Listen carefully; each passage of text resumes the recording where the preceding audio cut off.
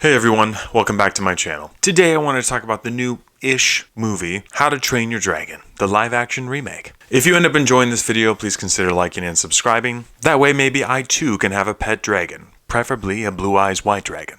The live-action How to Train Your Dragon is directed by Dean DeBlois, who co-directed the original animated film and directed its two sequels. Now, I'm assuming we've all seen the original, seeing as it came out 15 years ago, which feels crazy to say. But in a nutshell, the synopsis of this movie is it's based around a boy named Hiccup, who lives on an island full of Vikings who fight dragons for a living. He happens to befriend a dragon that he names Toothless, and then tries to bring together both his clan of Vikings and the dragons so that they can get along and sing Kumbaya. Instead of talking about the 6 things that make a movie great, I'm just going to share my spoiler-free thoughts on the film. I love the How to Train Your Dragon animated trilogy. They are near and dear to my heart, and they are some of my favorite movies to watch on a whim. And when I saw that they were making a live-action version of them, I thought to myself, why? And needless to say, myself and many others had certain concerns. But I went into it with an open mind, hoping for the same magic that made the original very good. The live-action remake of How to Train Your Dragon is a one-for-one version of the original animated film. Like, if you told me that they didn't change a single line in the film, I would believe you because it's that close. And one would think, oh, that means the movie is great, right? And I feel like the answer to that question is both yes and no. But the reason why it didn't feel as good to me is because the animation was so good, and all of the expressions that they put into the characters and their mannerisms and what they said and did. But in a live action movie, all of that falls onto the backs of the actors. And in my opinion, besides a couple of the characters, I thought this film was horribly cast. What surprised me is that Nico Parker's performance was easily my favorite in the movie. I think her acting was the best out of anyone in the film, and her character became the most likable as the movie went on. Gerard Butler as Stoic was fine, and Nick Frost as Gobber was actually okay. All of the other acting performances I thought were extremely shallow, poorly delivered, and just really disappointing. I really did not like Mason Thames as Hiccup. Not only did his acting stand out like a sore thumb in multiple scenes, and a lot of the humorous moments that really landed in the original film just didn't work too well in this movie. Again, I think that has to do to the poor cast and delivery, but there were clearly things missing in this version of the film that made the heart of it not as present as it was in the original. Now, don't get me wrong, the CGI in this movie is fantastic, so that part is at least cool. But other than that, this movie just didn't do a whole lot for me.